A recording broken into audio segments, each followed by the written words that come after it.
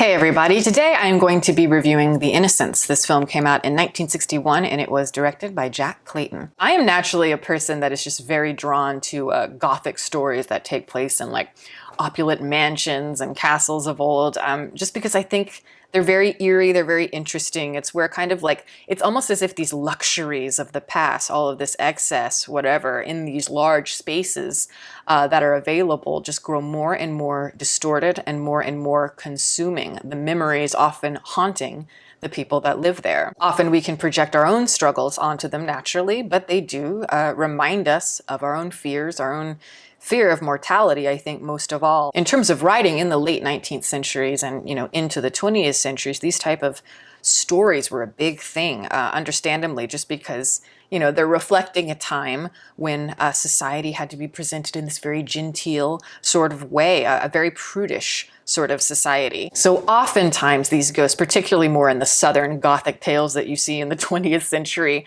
they can be more metaphors for social repression in all kinds of different facets, just because there's that sense of forbidden fruit throughout. Often a very rigid, sort of elegant mood that feels like it could burst at the seams at any point, and that is part of what makes it exciting or risky. There's some sort of fire and it's there, and the viewer or the reader, whatever is happening there, you feel the need to seek it out. In the case of this film, it is based on a novella called Turn of the Screw. And in that book, there is kind of like the psychosexual implications there. There's a lot of feminine repression, I think, metaphorically going on. Just the shame, perhaps, of sexual curiosity, or that submissive desire. And so with this story, you have a very Rorschach-ian sort of interpretation where everything is very ambiguous. There's not a moment where you don't feel like you can't question what's going on. Is it real or is it not? But like I say, it's always very controlled. Every single thing, down to every detail, is very deliberate. Every word, and in this case, I think every shot serves a greater purpose in the film. There is always that feeling of something brewing below the surface, just as you kind of sense beneath all the corsets and the hoop skirts, the polished vernacular. There is, we're still just people. We're still primal beings. And there's always that underlying sense of deceit and power dynamics, and it's sort of nagging here, like a buzz of a gnat, like buzzing around your ear or something. What I think is good about the film is that they really do honor the spirit of the source material in terms of that ambiguity. It's more interested in the ambiguity, less about making things really pointed, other than the fact that it wants you to see everything as up to interpretation. It's about that slow burn and the very kind of subtle details that are just off enough to disorient the viewer little by little in a way that does feel very claustrophobic, but it's never plunging you fully into the abstract, and I actually do like that a lot. I think it works very well here. That itch that you can't scratch throughout the movie, that's what it feels like. It reminds one of like reading The Yellow Wallpaper, that short story, which is one I've read multiple times and I really like it. This reminds me so much of that. It never feels ambiguous in the sense that it's too open-ended, where you actually ironically end up gaining very little from it.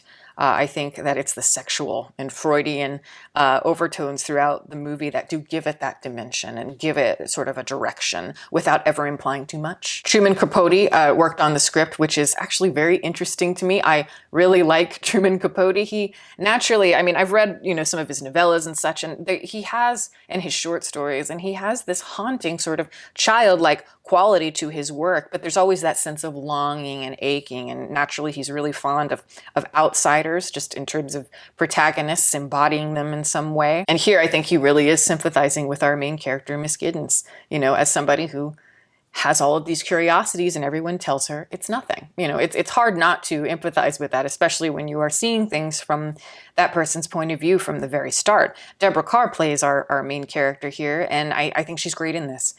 She's an actress who I grew up with. I've seen so many of her films, and I've always seen her more as a woman who plays characters that are, naturally she's British. She has something very proper about her, but yet she's always able to show such a human side of her characters at the same time.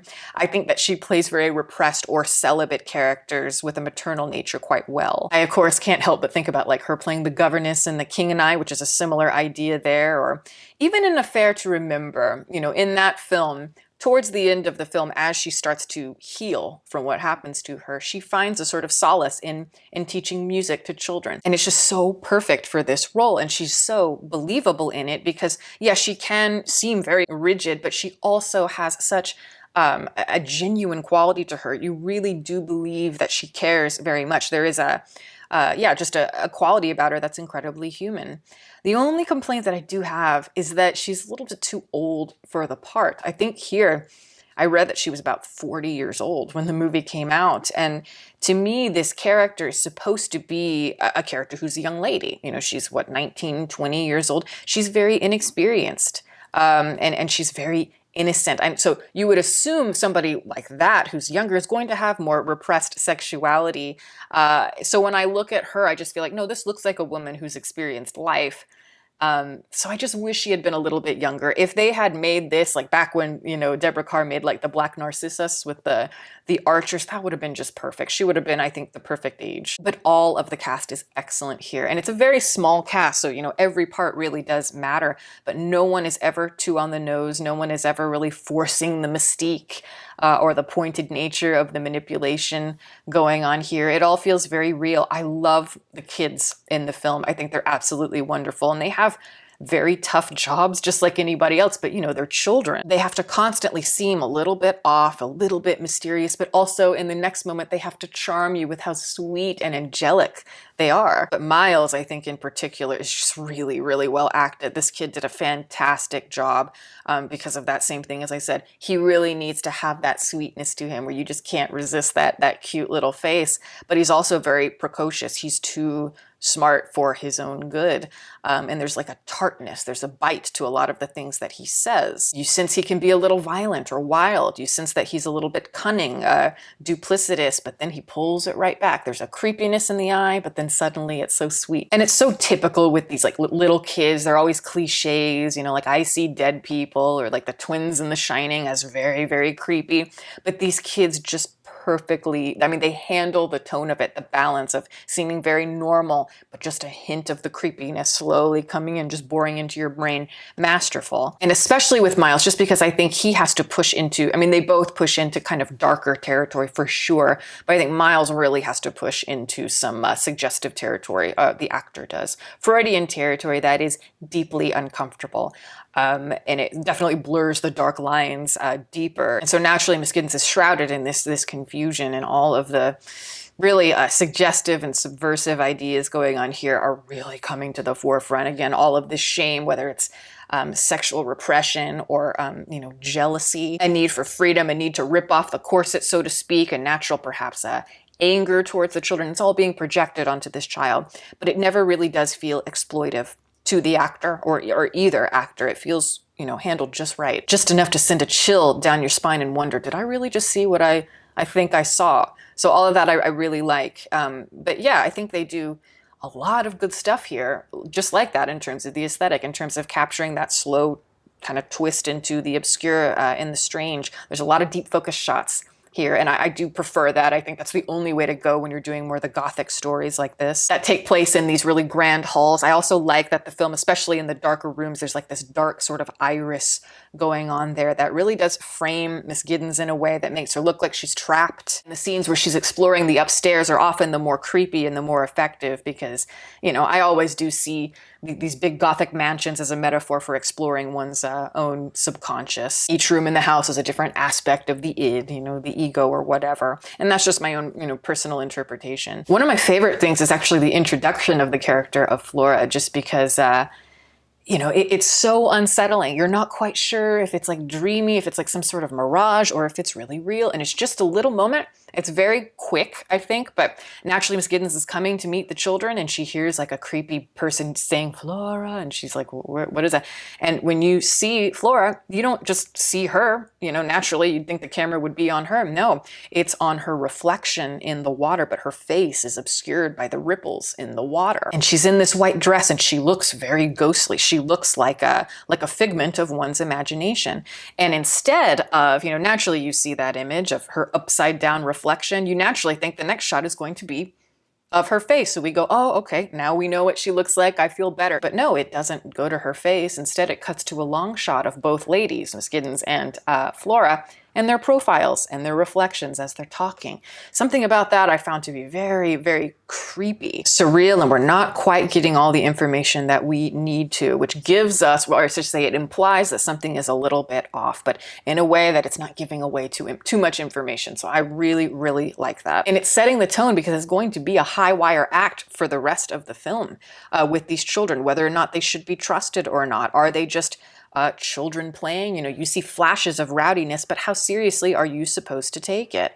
Is there real kind of anger and mischief that is underlying? Is Miles playing, or is he really somebody who is violent? Flora, I think, embodies the darkness in a way where, you know, maybe she's a little bit too young to be able to handle it compared to Miles, who can sort of put on a face of sorts. But I think there's a darkness in Flora that is revealed a little bit later. You do get a sense, at least I did when I first saw the film, it's like there's some sort of sexual abuse that might have happened in her past from the previous caretakers who seem to be haunting the house. Something really serious happened. You know, perhaps both the children were let in on, you know, information, inappropriate things, behaviors that they are far too young to know about. And I'm not saying that it's true. I'm just saying it's possible. I do get a sense of that potentially. Just like, you know, there are plenty of people out there that do believe when you look at The Shining, people do think, was Jack, or I should say was Danny Torrance actually abused physically or sexually, whether by his father or, you know, whatever. That's a common interpretation of The Shining, but not everybody believes that. I think you can,